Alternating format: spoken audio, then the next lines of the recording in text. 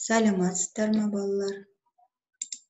Қашықтықтан оқыту бойынша әдебиеттік оқу сабағымызды бастаймыз.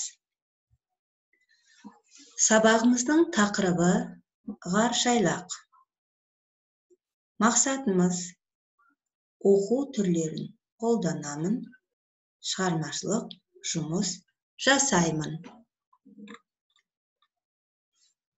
Тапсырма. Төмендегі сөздерді пайдаланып Байқоңыр сөзін сипатта. Байқоңыр Қазақстандағы алғашқы ғарыш айлағы. Барлығымыз Байқоңыр туралы тыңдайық. 80-ші сабақ. Тақырыбы ғарыш айлақ. Балалар, Байқоңыр туралы тыңдаңдар. Ғарыш алаңын салу үшін Байқоңырды таңдап алу кезінде бұл жердің елді мекендерден қашықтығы, зымыран ұшырудың қауіпсіздігі, қайтып оралатын ғарыштық нысандар үшін қолайлы қону аймағының болуы сияқты жағдайы ескерілді. Байқоңырдың басты және көмекші нысандары мен қызмет ету орындары кең аймаққа орналасқан. Олар бір-бірімен автомобиль жолдары және темір жол арқылы байланысқан. Байқоңырдың негізгі нысандарына техникалық тұғырлар, старттық кешендер мен ұшу трассасының бойындағы өлшеу бекеттері, ғарыш алаңына түрлі жүктерді жеткізетін кірме жолдар, көмекші және қызмет көрсету нысандарына отын, жанармай сақтайтын алаң, энергия және сумен қамтамасыз ететін жүйелер, байланыс жүйесі, телевизия, тағда басқасы жатады. Байқоңырда зымыран тасығыштың әрбір түріне сәйкес бірнеше техникалық тұғырлар және олардың әрқайсына арналып бірнеше старттық кешендер салынған. Байқоңыр әлемдегі ең ірі жер беті ғылыми ғарыш полигоны болып табылады. Оның басты және көмекші нысандарының жалпы ауданы 6717 шаршы шақырым.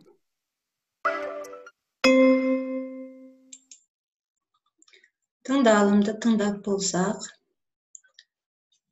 өлеңнің авторымен танысайық.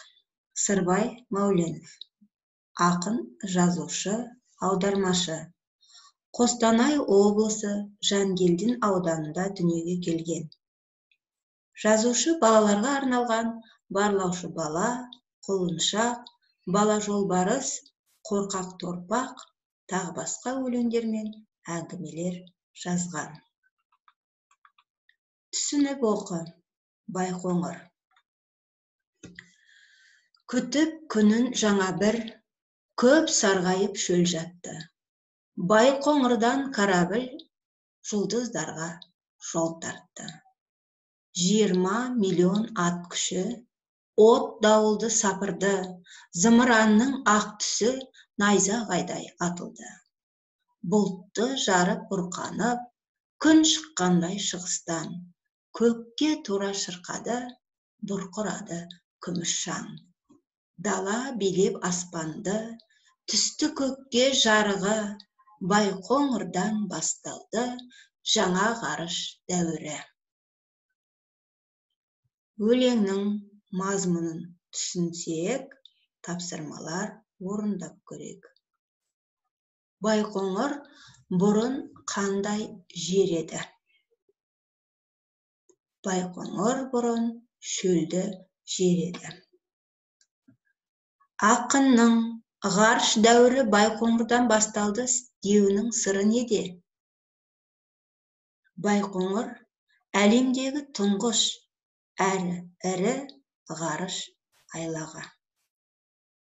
Өлеңде зымыран қалай суреттелген? Зымыранның 20 миллион ат күші бар.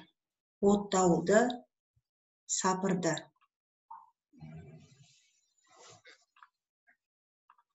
Жақсы балалар, өлеңді оқып, мазмұнын түсініп болсақ, бүгінгі сабағымыздың мақсатына жеттік.